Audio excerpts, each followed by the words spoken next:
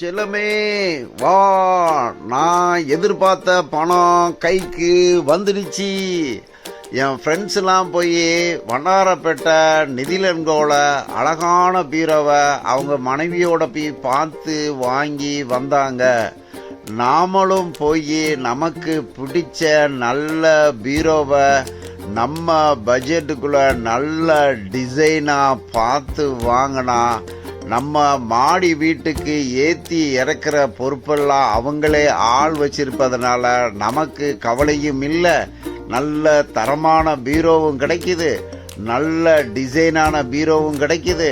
நீ நானும் போய் சந்தோஷமா வாங்கி வரோம். வா என் செல்லமே, போலாமா?